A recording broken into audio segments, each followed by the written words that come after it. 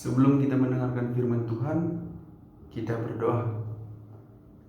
Sungguh ya Tuhan, kami mengucap syukur atas kebaikan Tuhan kepada kami, anak-anak Tuhan, sehingga Tuhan masih memberikan kami kesehatan yang luar biasa yang masih dapat kami rasakan di Tuhan.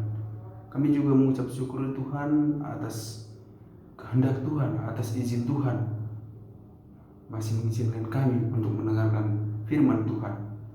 Kiranya Tuhanlah yang berkata-kata melalui hamba Tuhan yang akan menyampaikan firman Tuhan. Di dalam nama Tuhan Yesus Kristus kami berdoa dan mengucap syukur. Amin. Saudara-saudari yang terkasih dalam nama Tuhan Yesus Kristus,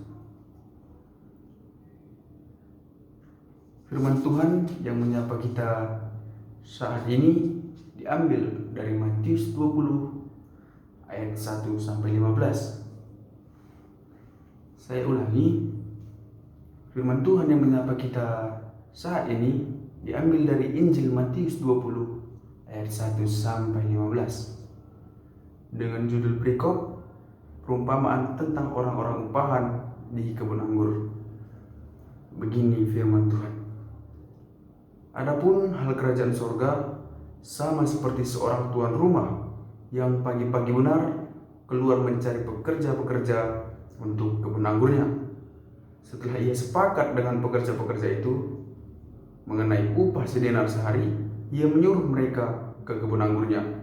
Kira-kira pukul 9 pagi, ia keluar pula dan dilihatnya ada lagi orang-orang lain menganggur di pasar. Katanya kepada mereka, "Pergi jugalah kamu ke kebun anggurku, dan apa yang pantas akan kuberikan kepadamu." Dan mereka pun pergi. Kira-kira pukul 12 dan pukul 3 petang, ia keluar pula dan melakukan hal sama seperti tadi. Kira-kira pukul 5 petang, ia keluar lagi dan mendapati orang-orang lain pula. Lalu katanya kepada mereka, "Mengapa kamu menganggur saja di sini sepanjang hari?" Kata mereka kepadanya, "Karena tidak ada orang yang mengupah kami." Katanya kepada mereka, "Pergi jugalah kamu ke kebun anggurku."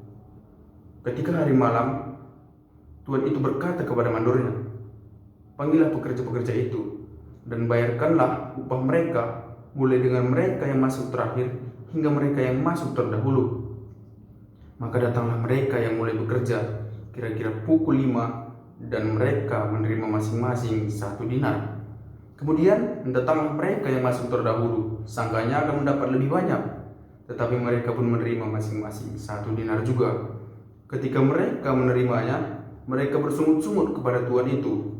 Katanya, "Mereka yang masuk terakhir ini hanya bekerja 1 jam, dan engkau menyamakan mereka dengan kami yang sehari suntuk bekerja berat dan menanggung panas terik matahari." Tetapi tuan itu menjawab seorang dari mereka, "Saudaraku, aku tidak berlaku tidak adil terhadap engkau. Bukankah kita telah sepakat sedinar sehari? Ambillah bagianmu dan pergilah. Aku mau memberikan kepada orang yang masuk terakhir ini sama seperti kepadamu. Tidakkah aku bebas mempergunakan milikku menurut kehendak hatiku? Atau iri hatikah engkau karena aku murah hati?" Sampai di sini firman Tuhan. Saudara-saudari yang terkasih di dalam nama Tuhan kita Yesus Kristus, tema yang sampai kepada kita saat ini yaitu jangan iri hati. Iri hati adalah suatu sifat yang tidak disenangi oleh Allah. Iri hati bisa timbul karena kurangnya rasa bersyukur dari diri kita atas apa yang sudah kita dapatkan. Iri hati juga bisa timbul karena adanya keinginan kita untuk berkuasa, tetapi kita tidak bisa memenuhi keinginan kita tersebut, tetapi ada orang lain yang mendapatkan posisi yang seperti kita inginkan. Seperti itu, maka muncullah iri hati. Saudara-saudara yang terkasih di dalam nama Tuhan kita Yesus Kristus, Injil Matius 20 ayat 1 sampai 15 ini adalah suatu jawaban atas pertanyaan dari Rasul Petrus yang terdapat di Matius 19 ayat 27 sampai 30. Tetapi saudara-saudariku, tema yang menyapa kita pada saat ini tidak memiliki hubungan dengan jawaban ataupun pertanyaan dari Rasul Petrus. Tetapi kita bisa lihat di dalam Matius 20 ayat 1 sampai 15 ini tentang perumpamaan Tuhan Yesus. Ini adalah sebuah perumpamaan yang di dalamnya memiliki 4 bagian. Yang pertama di ayat 1 sampai ayat 7. Yang kedua di ayat 8 sampai ayat 10. Di bagian yang ketiga ayat 11 sampai ayat ke-12.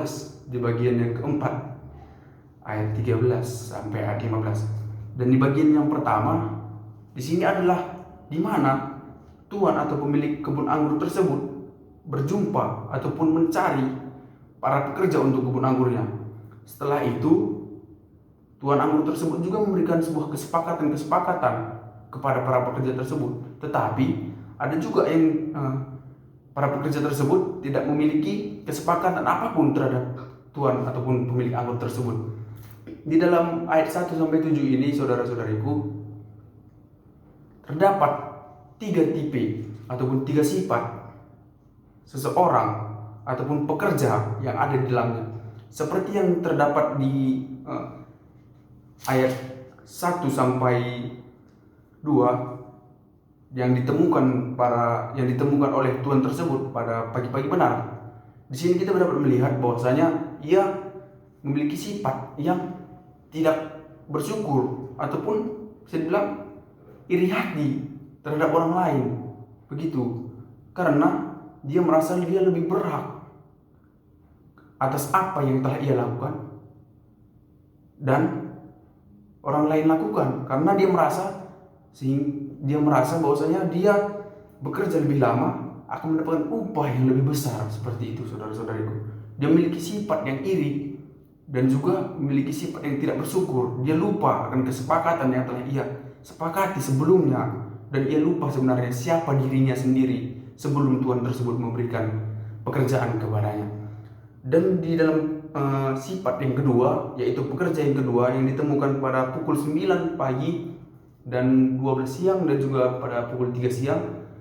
Di sini kita menemukan bahwasanya mereka memiliki rasa percaya. Selain percaya, mereka juga bersyukur. Selain bersyukur, mereka juga merasa bahwa ada keadilan ataupun kebaikan yang akan mereka terima dari Tuhan tersebut. Sehingga Tuhan tersebut berkata, "Pergilah ke kebun anggurku dan aku akan memberikan apa yang pantas untuk kamu." Seperti itu. Tidak ada patokan di sini berapa yang akan mereka terima, tapi mereka percaya ada kebaikan yang akan datang kepada mereka. Saudara-saudariku, begitu juga dengan grup pekerja yang ketiga. Di sini kita dapat melihat yang ditemukan pada pukul 5 sore yang bekerja hanya 1 jam. Kita bisa melihat di sini ia bekerja dengan dia memiliki sifat yang sungguh-sungguh memiliki rasa bersyukur. Seperti itu. Dia memiliki rasa bersyukur yang sangat besar. Dia tidak mempertanyakan apa yang ia dapatkan setelah ia bekerja pada Tuhan tersebut. Seperti itu. Kenapa saya berkata demikian? Karena di dalam Matius 20 ayat, di dalam sifat pekerja yang ketiga ini tidak ada perjanjian sama sekali. Tuhan tersebut hanya menyuruh ia pergi ke kebun anggurnya. Seperti itu. Dan ia pergi. Tidak ada pertanyaan sama sekali yang dilontarkannya kepada Tuhan tersebut. Begitu, saudara-saudariku. Saudara-saudara yang terkasih di dalam nama Tuhan Yesus Kristus. Adapun juga di dalam Matius 20 ayat 1 sampai 15 ini menjadi 4 bagian tadi, dan yang pertama sudah dijelaskan, dan yang kedua di bagian ayat yang ke-8 sampai ayat yang ke-10. Di sini kita bisa melihat adanya pembayaran upah secara terbalik. Di sini kita timbul tanda tanya di dalam diri kita. Mengapa sih Tuhan Yesus memberikan perumpamaan, tetapi yang dibayar ataupun yang diupah itu orang yang terakhir dapat oleh tuan tersebut ataupun bekerja pada jam 5 sore. Kenapa tidak yang bekerja dari pagi seperti itu? Rupanya setelah kita gali lebih dalam, ini Tuhan Yesus memiliki tujuan dan maksud tertentu. Jika kita lihat, kalau seorang tuan ataupun pemilik anggur tersebut membayar orang yang bekerja pertama kali tersebut, setelah mereka menerimanya, otomatis mereka pulang. Setelah mereka pulang, mereka tidak tahu berapa juga yang akan didapat oleh pekerja yang terakhir kali datang, seperti itu. Jadi tidak ada topik ataupun permasalahan. Jadi Tuhan Yesus membalikkan, sehingga setelah yang terakhir mendapatkan upah duluan, pekerja yang terakhir mendapat upah duluan, mereka tahu bahwasanya sudah pasti masa mereka yang bekerja jam 5 sore sampai jam 6 mendapatkan 1 dinar. Apalagi kami seperti itu yang bekerja dari jam pagi-pagi benar sampai sore akan mendapatkan upah yang lebih besar. Jadi di sini Tuhan Yesus sengaja membuat perumpamaan terbalik agar topik ini bersangkutan dengan pertanyaan Rasul Petrus, seperti itu. Jadi di bagian Matius 20 ayat 1 sampai 15 ini, di bagian yang ketiga, yaitu terdapat di ayat yang 11 sampai ayat yang ke-12.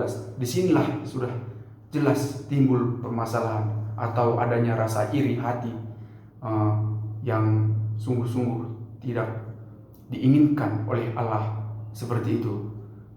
Mengapa sih dia merasa iri hati? Apa sih sebabnya dia merasa iri hati? Mengapa ia bertanya seperti itu? Dia tidak merasa bersyukur. Dulunya ia menganggur, tetapi sekarang dia sudah mendapatkan pekerjaan, sudah mendapat upah, tetapi masih ada aja rasa iri hati dalam dirinya. Dan di ayat yang ke-13 sampai 15 kita bisa bertanya, apa sih yang tidak adil dari Tuhan tersebut?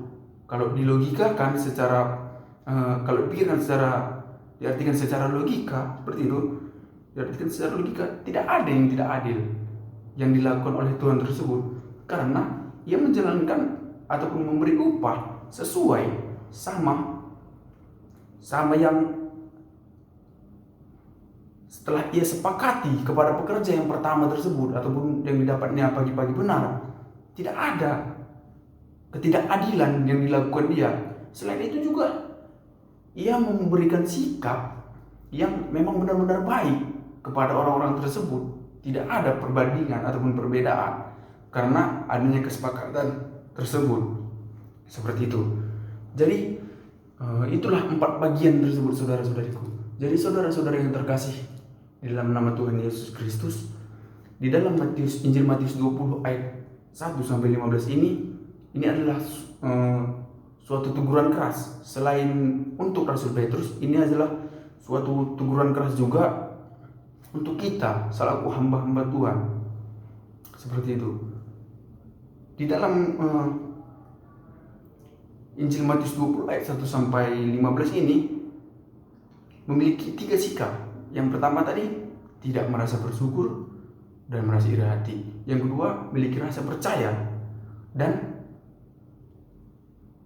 rasa bersyukur. Dan yang ketiga, memiliki rasa bersyukur yang luar biasa dan bekerja tanpa pamrih. Begitu. Saudara-saudari yang terkasih dalam nama Tuhan Yesus, hendaknya perumpamaan ini Tuhan berikan juga kepada kita selaku hamba-hamba Tuhan. Dari ketiga sifat tersebut, sifat mana yang akan kita lakukan ataupun terapkan dalam kehidupan kita pribadi lepas pribadi? Jikalau ditanya, pasti kita banyakkan memilih sifat yang kedua dan yang ketiga. Tetapi nyatanya kebanyakan sifat yang pertama ataupun pekerja pertama yang merasa iri hati dan tidak bersyukur yang sering terlihat di masa sekarang ini, saudara-saudariku. Nah, jadi saudara-saudariku yang terkasih di dalam nama Tuhan kita Yesus Kristus, dari perumpamaan tersebut, selain Tuhan tunjukkan untuk Rasul Petrus, ini juga suatu perumpamaan yang memberikan teguran keras kepada kita selaku hamba Tuhan. Di dalam perumpamaan ini terdapat 3 golongan pekerjaan ataupun 3 golongan pekerja yang memiliki sifat yang berbeda. Kita bisa lihat di pekerja yang pertama memiliki sifat iri hati. Selain iri hati, dia juga tidak merasa bersyukur dan ia memperhitungkan beberapa apa yang ia dapatkan. Dia juga membandingkan berapa banyak yang ia dapatkan dan berapa banyak yang orang lain dapatkan. Seperti itu. Di dalam grup pekerja yang kedua memiliki sifat yang percaya akan kebaikan ataupun keadilan yang ia dapatkan atas apa yang ia lakukan ataupun ia kerjakan dalam hidupnya.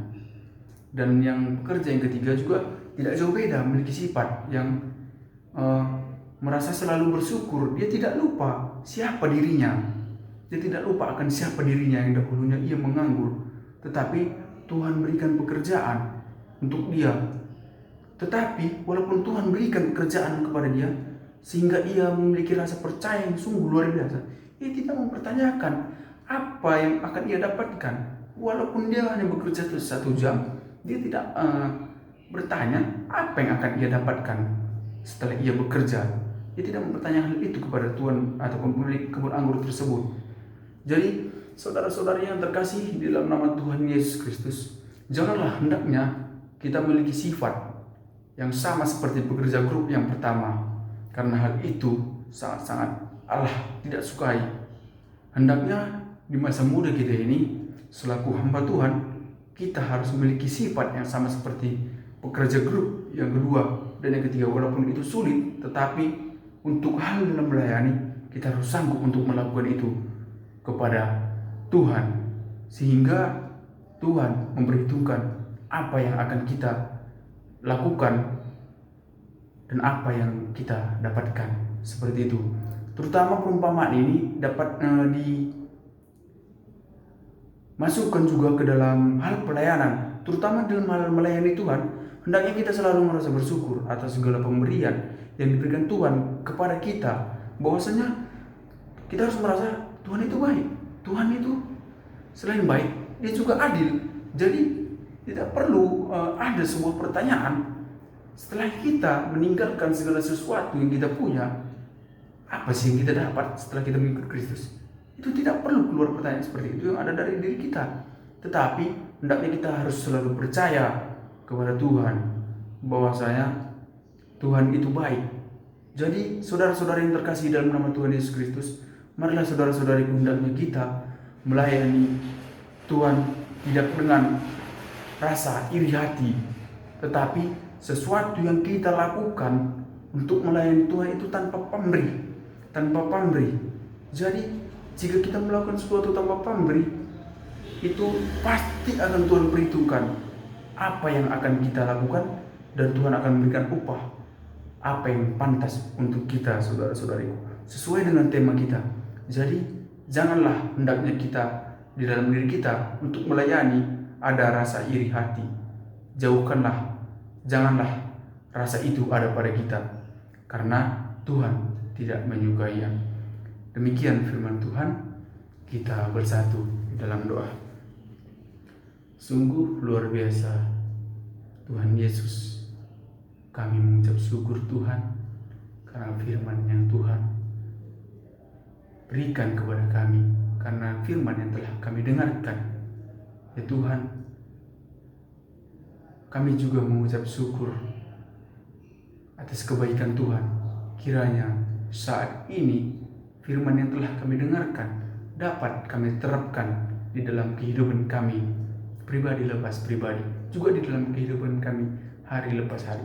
Ajarkanlah kami ya Tuhan untuk mampu menghindari rasa iri hati, karena kami tahu ya Tuhan, hal itu sangat-sangat Engkau tidak sukai.